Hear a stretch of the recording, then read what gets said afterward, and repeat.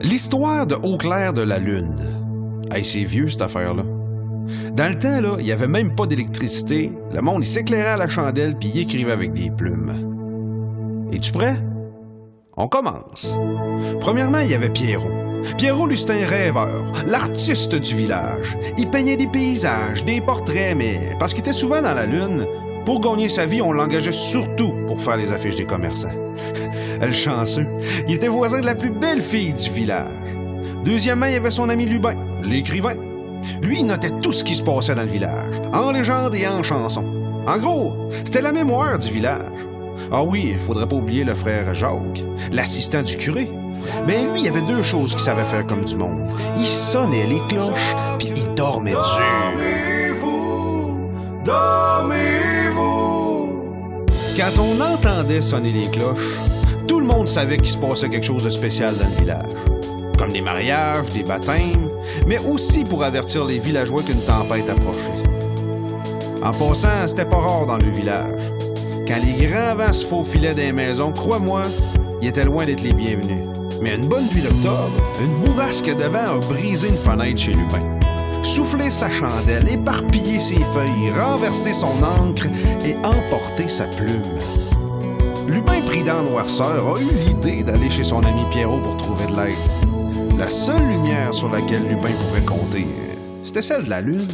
Au clair de la lune, mon ami Pierrot, prête-moi ta plume pour écrire un mot.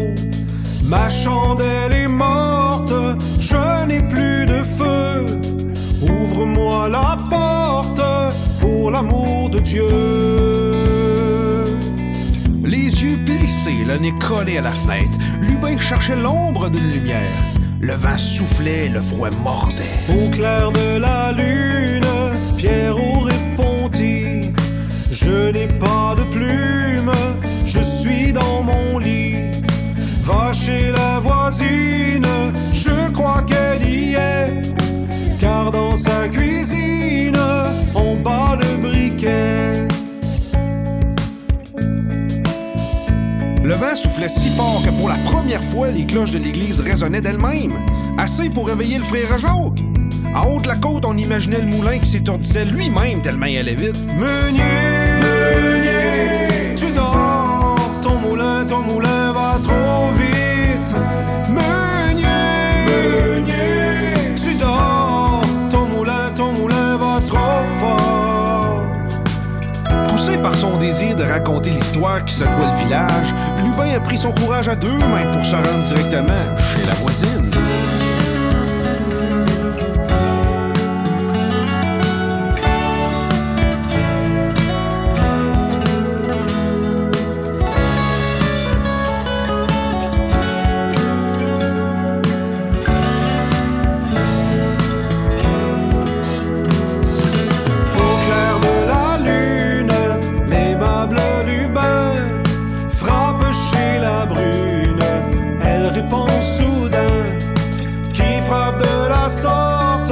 Il dit à son tour: ouvre-moi la porte pour l'amour de Dieu. À toutes les fois que Lubin tombait face à face avec la voisine, il pouvait pas faire autrement que d'être charmé.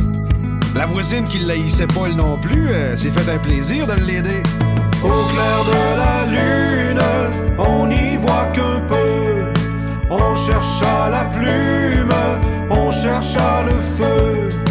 En cherchant de la sorte, je ne sais ce qu'on trouva, mais je sais que la porte sur eux se ferma. Fait que depuis ce temps-là, aussitôt que le frère Jacques annonce l'arrivée des grands vents dans le village, de la fenêtre de sa chambre, Pierrot peut apercevoir son ami Lubin qui, par précaution, se rend aussitôt chez la voisine.